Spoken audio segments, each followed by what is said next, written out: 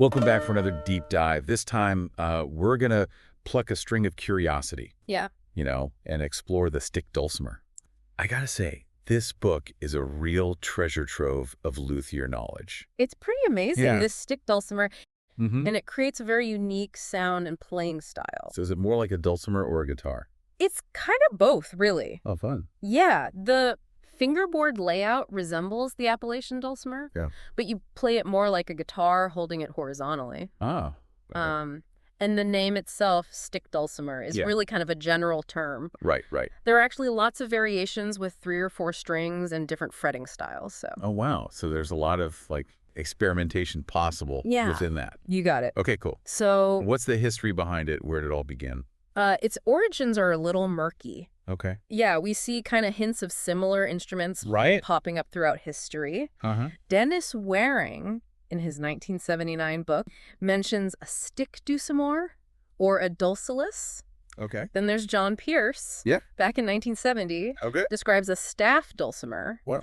basically a fretboard stick Interesting. that you could play on any surface. That's so resourceful. Isn't that cool? Yeah. Yeah, it's like the ultimate Yeah. portable instrument. For sure. Yeah, and around the same time, we Okay. see instruments like Homer Bedford's dulcitar Mm-hmm. and Bob McNally's strumstick emerge. Okay. So there was definitely a lineage of stick-like Mhm. dulcimers going on Yeah. before the modern stick dulcimer as we know it. Right. So when did the stick dulcimer that we know it today really take off? Commercially available stick dulcimers Okay. started appearing in the late 1990s and early 2000s. Gotcha.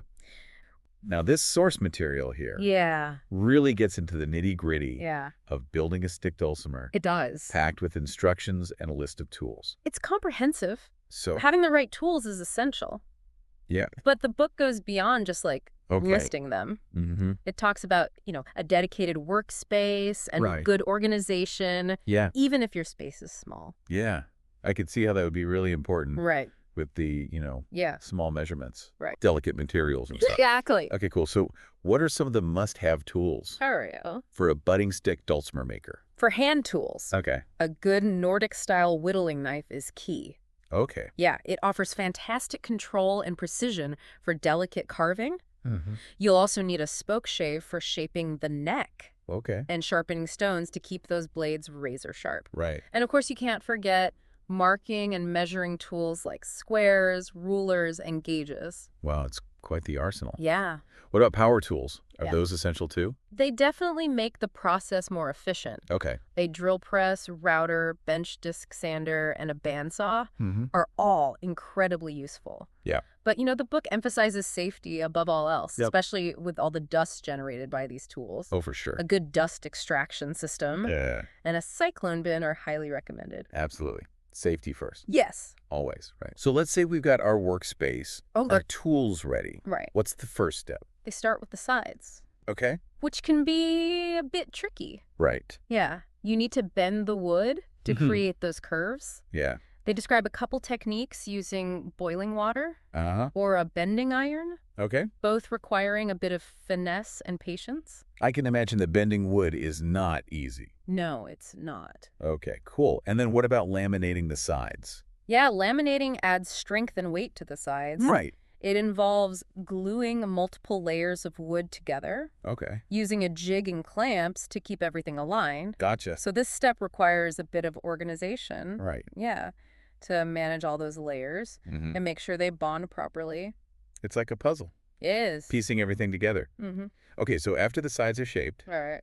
what comes next? The soundboard is up next. Okay. Yeah, and the choice of wood is really crucial here. They recommend tone woods like spruce, cedar, redwood, and mahogany for Yeah. their acoustic properties. Right. The grain of the wood is important too. Yeah. Quarter sawn grain is ideal for stability, Hmm. preventing the soundboard from warping or cracking over time. Right. So each detail Yes. contributes to the instrument's quality. Absolutely. Up Yeah, there. and then they even go into detail about crafting the rosette, Uh-huh. that decorative inlay around the sound hole. Oh, yeah. It's a small detail, but it adds a beautiful touch of artistry to the instrument. Yeah, that's so cool. I never even thought about that. Yeah, But there was all that thought it's a little detail, that goes into a rosette. but it's beautiful. Yeah, so we've got the sides, the Mm. soundboard. Uh-huh. What about the neck? All right. Well, stability is key for the neck. Right. So they suggest hardwoods like mahogany, maple, or even tulip poplar. Mm-hmm. And just like with the soundboard, Okay. the grain direction is important. You want straight grain for maximum strength, and then there's the process of cutting rebates for the sides, Really? which requires a lot of precision to ensure a snug fit. So any little error could have a domino effect. Oh, it can. Right. Yeah. What comes after the neck? All right, next comes the fretboard. Oh? This part demands some meticulous accuracy. Yeah. The book recommends hardwoods, Sorry. like ebony, rosewood, or hard maple for the fretboard. Gotcha. And then comes the intricate task of marking and cutting those fret slots. Yeah. Placement needs to be perfect for proper intonation. Right. They describe techniques for fretting by hand or using an arbor press. What's an arbor press? Oh, it's a tool that applies controlled pressure. Okay. Yeah, perfect for seating those frets accurately Gotcha. into the fretboard slots. Okay. And then they highlight a detail that I think many beginners might not know. Okay. The importance of the 0 fret. Oh, yeah. It's the fret closest to the nut, and its height and placement are crucial for playability. Well, I did not know that. Yeah. Wow, I'm learning so much about these subtle details that go into a quality instrument. Exactly. Okay, so we've covered Okay. the side, soundboard, neck, and fretboard. Okay. What's the next piece? All right, now it's time for the back of the instrument. Okay. It involves edge jointing pieces of wood and bracing them for strength, Okay. much like the soundboard. Wow. The book describes using registration pins for perfect alignment. Oh, wow. Borrowing a technique from violin making. It's amazing how these I know. craftsmanship Right. methods are still relevant today. It's fascinating. Okay, so we've got all the individual components ready to go. What happens next? Now it's time for assembly. Okay. The book guides you through attaching the sides to the neck, fitting the back, gluing the soundboard, Gotcha. trimming the overhang. Okay.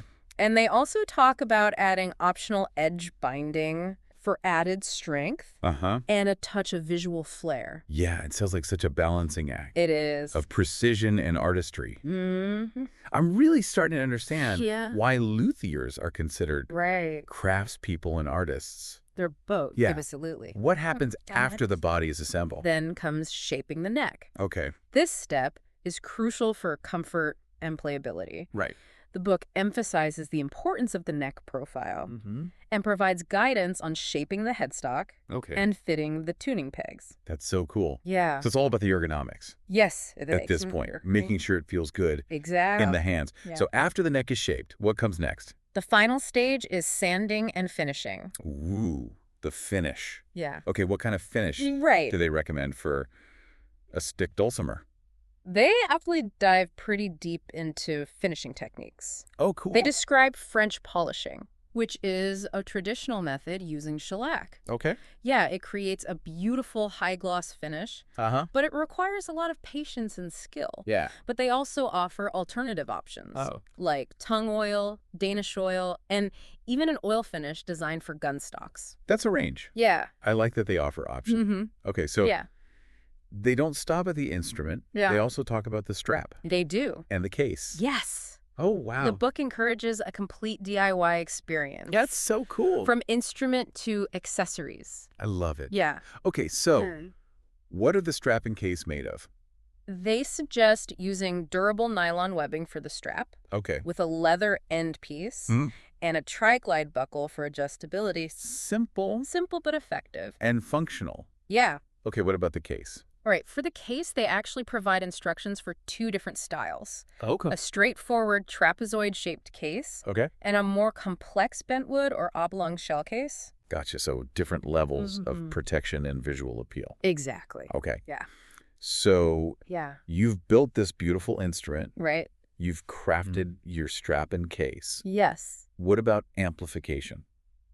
All right, well, it can be a little challenging Yeah. because of the instrument's size, Right. but the book does explore the possibilities. Okay. Piezo pickups, like those from K&K, work well for amplifying the natural acoustic sound. Okay. And if you want to go electric, Uh-huh. there are magnetic pickups that can be fitted. So that opens up even more Mm-hmm. possibilities. Yeah, for sure. I'm assuming they talk about Oh, yeah. testing the pickup. Yes, they do. Before sealing everything up. Absolutely. Thorough testing is key. Right, because you don't want to find out that there's a problem after you've glued it all together. Yeah. So we've covered a lot of ground. Yeah, we have. In this deep dive. Mm-hmm. The history. The history. The evolution. Yeah. The construction. Mm-hmm. But they go even further and talk about custom designing your own instrument. They do. Okay, cool. Yeah. So we'll take a short break, okay. Come back and talk about sounds good. Custom stick dulcimer design. Looking forward to it. Welcome back.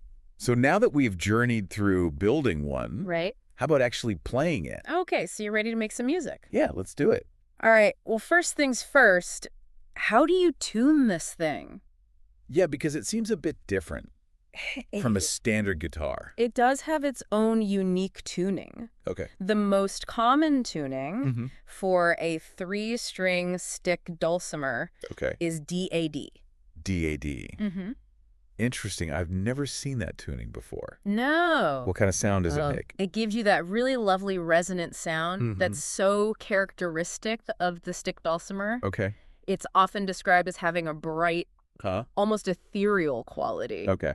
But they also talk about some alternative tunings, like GDG, reverse D-Ionian, and even tunings that lend themselves to specific modes. Oh, wow. Like Aeolian or Dorian. So does the tuning change how it's played? It absolutely does. Okay. Yeah, each tuning unlocks different musical possibilities. Right. It affects the intervals between the strings and how the chords are formed. Okay. Some tunings might be better suited for certain genres or playing styles. So it's like having multiple instruments in one. It is. Wow. Okay, so I'm ready to learn how to play this thing. Okay. Where do I even begin? Well, the book does assume some familiarity with stringed instruments, but it does offer some guidance. Okay. Holding the stick dulcimer is similar to holding a guitar. Okay. With the neck nestled between your thumb and forefinger. Right. And while you can play with your fingers, they do recommend using a pick for most playing styles. I've always been curious about that, like picks versus fingers. Right. Is there a particular reason why a pick is preferred? They actually mention a specific pick. Oh, wow. The Fender 351 Classic pick, which is a medium thickness as a good all-rounder. Gotcha. It provides a nice balanced tone for both strumming and picking individual notes. I'll have to try that one out. Yeah. I bet you can experiment, though, with different picks. Oh, absolutely. Right. Yeah, experimentation is key. To see what suits your style. They'd probably talk about different materials. And do they even suggest trying picks made from different materials, like felt or wood, to see how they affect the sound? That's so cool. Yeah. So you've got your stick dulcimer. Okay. You've got your trusty pick. Right. You're holding it correctly. You got it. How do you actually start making music? Well, learning any instrument takes time and practice, but they do offer some helpful starting points. Yeah. Like they suggest using tabs or standard music notation to learn tunes. Yeah, for sure. Yeah. And then, do they talk about chords? They do. Wow. They say with only 3 strings, there's fewer frets to worry about, which can make learning chords. Yeah. Chords could be intimidating. They can be, for sure. A little less overwhelming. I bet. Yeah. Do they provide any chord diagrams? They include a chord chart Okay. for the standard DA tuning, showing some basic chord shapes. Gotcha. And they introduce a really fun technique called one-finger chords. What? You simply bar across the strings with one finger. Oh, wow. And slide it up and down the neck to change chords. The finger chords. I know. That sounds doable. It's pretty cool. Even for me. Yeah. It's a great way to get started with chord progressions. Right. And experiment with different sounds. Yeah. They even give an example. Oh. Of playing Pachelbel's canon in D major. No way. Using this technique. So you can play some pretty complex stuff on this seemingly simple instrument. You can. That's so cool. Yeah. What about playing melodies? And they touch on melodies briefly, suggesting that you can use all 3 strings to play a wide range of melodies. Okay. And they even mention incorporating techniques. Yeah. Like double stops and finger picking. Okay. Which can add more depth and texture to your music. It seems like there's a lot of room. There is. For creativity and expression with this. Absolutely. It's not just a simple folk instrument. Right. It can really explore different genres and styles. So they'd probably talk about like adapting arrangements and stuff from... They talk about adapting arrangements from other instruments. Oh, okay. Like the guitar, mountain dulcimer, mandolin, or even the ukulele. That's awesome. Yeah. So we've explored tuning, basic playing techniques. We have. Chords, melodies. What else is there? Well, they actually go beyond the basics and talk about customizing and even designing your own stick dulcimer. All right. They provide some alternative scale charts and discuss updates and modifications to their original designs. Cool. So we've got a lot more ground to cover. We do. Let's move on to part 3 of our deep dive. Sounds good. Welcome back to the final part of our Stick Dulcimer deep dive. Yeah. We've gone through the history, the building process. We've built it. We've even touched on playing it. Yeah, a little bit. But now let's get creative. Okay. And talk about customizing and designing your Yeah. own unique instrument. That's the fun part. Yeah, I think this is the part I'm most excited for. Yeah, me too. Because, it's empowering, isn't it? yeah. To really make it your own. Yeah, to personalize an instrument. So where do we even begin? Well, they say start with the fundamentals. Okay. You know, things like pitch tuning, Right. scale length, and the number of strings.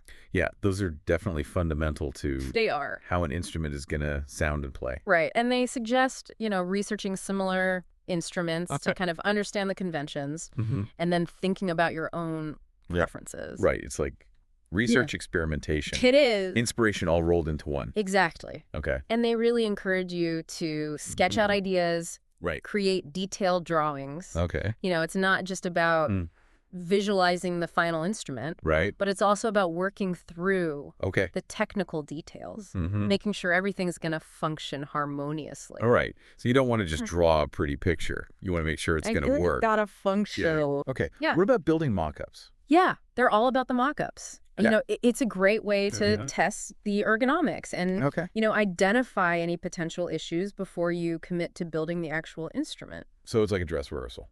It is. Okay, cool. Yeah. What other tips do they offer?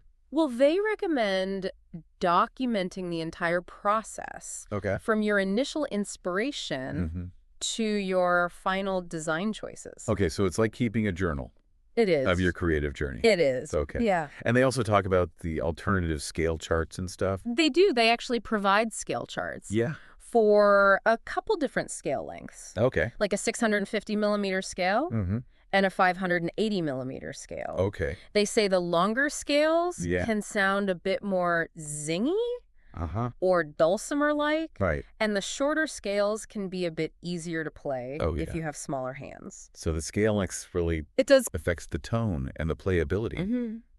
And do they discuss any modifications to their designs? Oh, yeah. They've made some really interesting refinements over the years. Oh, cool. Like what?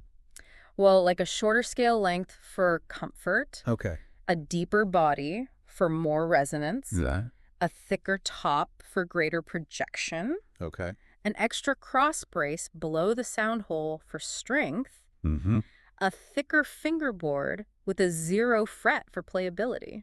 Wow. So they've really honed it in over the years. Experimenting and refining. That's really cool. And they even mention a custom model with extra frets and a can-K pickup for amplification. That's so cool. It is. This has been awesome. It has. I feel like we've gone from raw materials to the history to the design to it's really been a journey. A complete deep dive. Yes, it has. Into the world.